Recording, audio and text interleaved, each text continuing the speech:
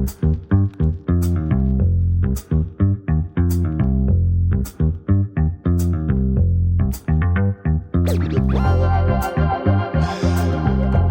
okay, let me turn this music down as usual. Okay, welcome back. For those who don't know me, I'm Dr. Matt, aka the Doc in the Arena, and I'm back giving you the medical take on sporting topics. Today we're talking COVID-19 again, but this time something slightly different. Now, if you follow sports, you 100% have had one of your favourite athletes having to miss a period of time due to COVID or following COVID protocols. So after I saw this loads of times on the news, I thought to myself, what exactly are these COVID protocols? And what is the barrier between an athlete testing positive for COVID-19 and returning to competition? What's the deal there? So I've had a look at the guidelines and there's some recommendations from some specialists that elite sport in the UK use. And I'm going to bring that knowledge to you guys. So I'm going to be presenting this to you in the context of professional football because, you know, it's kind of my area of interest, so to speak. But you can apply this more widely as necessary. Now, as I always say, if you like this type of niche content, this angle on sports, make sure you hit like and subscribe. Ask me questions, comment, I don't mind, right? And share. All those things really, really help the channel. So thanks a lot. So in terms of structure, what I'm going to do is I'm going to firstly put you in the shoes of an athlete and take you through what we need to do from the day of symptoms starting to return into the field. Then we're going to look more closely at the actual return to play protocols associated with COVID-19 and why they matter. So that's how we're going to do it. Let's go. So you know me, I like a story time. So let's start as we always do at the beginning. You're a player, get your boots on and listen carefully. On the Saturday, you play a match. You play brilliantly, fantastic, great. Sunday, you've got recovery. But on Monday, you're more tired than you normally would be after a game. Day 2 after a game. Scratchy throat, and in the afternoon you spike a fever. So you tell the doc's on the ball as usual, orders you a COVID-19 test and says, listen, isolate at home until your results come back. Okay, so that's the Monday. Your results come back on the Wednesday, so 2 days later, and they're positive. You're absolutely gutted, you're fuming, the club needs you, you want to play, but you can't. So the simple question is, when can you come back and how soon can you play? I want to stop here and say, as it stands, as I record this, I believe the government's recommending 10 days of isolation from the start of your symptoms, okay? So you got the government's put you out for 10 days as it is, okay? Fair enough. The question we're addressing here is, when is it safe for you to return to sport? Listen, if you've got to go now, the short answer is 17 days at the minimum from the start of your symptoms. Now, that's 2.5 weeks, that's ages. You're probably thinking, hold on, the government's put you out for 10 days already in isolation.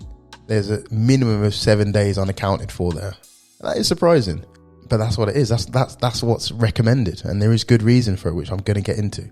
But the current recommendation is, if you have had signs and symptoms of COVID-19, plus or minus a positive test, before you can consider a return to sport, you need to have a minimum of 10 days complete rest.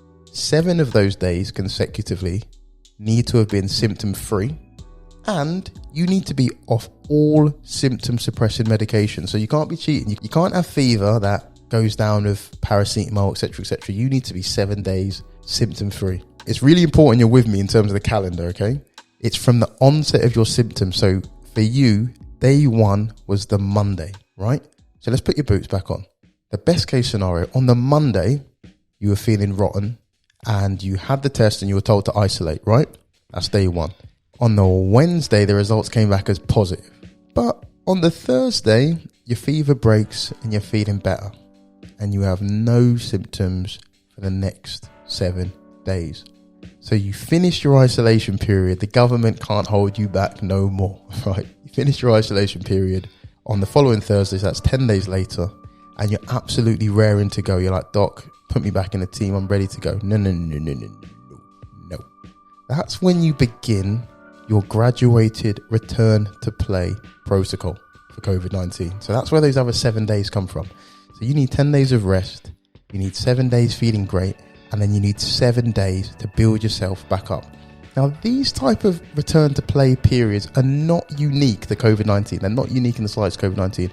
In fact, most injuries will have this. And why would they have them? It's to prevent harm. So say one of your players had a hamstring tear. You wouldn't just throw them back in the moment they feel good. You'd gradually return them to play over a period of time in order to prevent harm. So it's the same principle with COVID-19. So the question then becomes, what harm are we trying to avoid by getting them back from COVID-19 slowly over that period of time?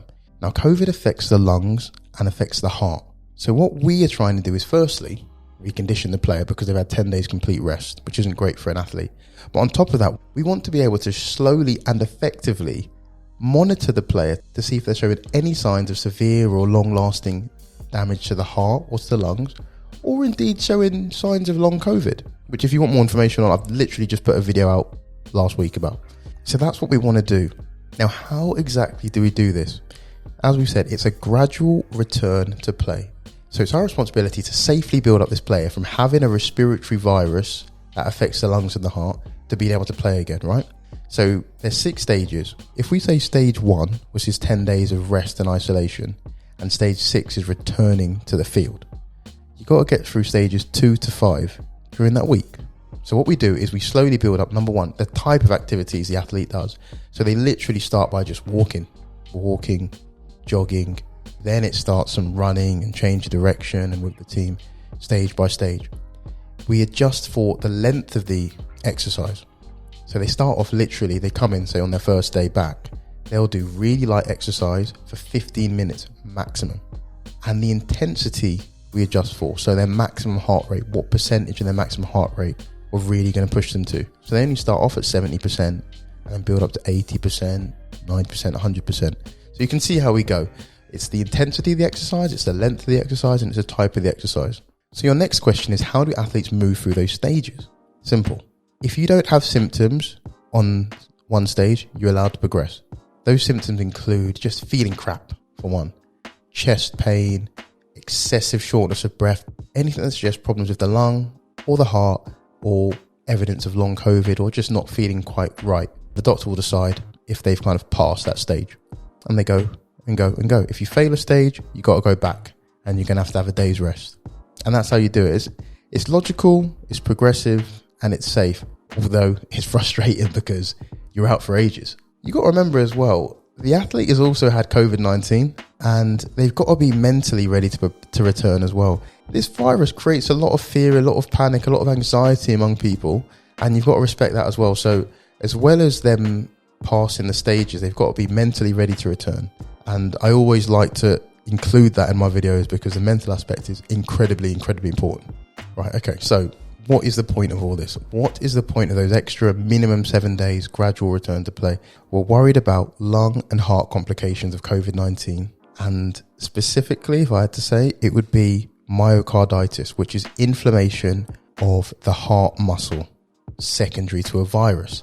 This has been linked with sudden cardiac death in athletes, and we can't afford to take that risk. If there's a relevant demand, we're going to do a separate video on myocarditis and the things we're actually worried about in relation to COVID. But I will just say to you now that myocarditis is probably the number one thing we worry about in terms of returning the player to the field. And indeed, there's some experts that recommend specific heart tests, so actual imaging of the heart, blood tests, and then ECG tracing before returning to the field. That will likely depend on the resources of the club and what the doctor finds on the examination when he's looking after his players. I will just say one more thing. A lot of people ask me, what happens if you're asymptomatic? What happens if you're contact traced, you're completely asymptomatic and test positive? Well, firstly, you're fuming. Secondly, you still have to go through the 10-day isolation period as prescribed by the government. My understanding is that the guidelines are for people with mild to moderate symptoms of COVID-19. If you're asymptomatic, I think the doctor has a little bit more latitude to progress the player quicker, one. And I also, my understanding is that the player could do some light exercise while in isolation if completely well, completely asymptomatic, therefore sort of circumventing that complete rest period of 10 days. So they should be able to progress a bit quicker than if you had mild to moderate symptoms. That 10 days though, is gone. And there we are, the COVID-19 protocols for elite sport. 2.5 weeks out minimum. We're worried about the heart and lungs.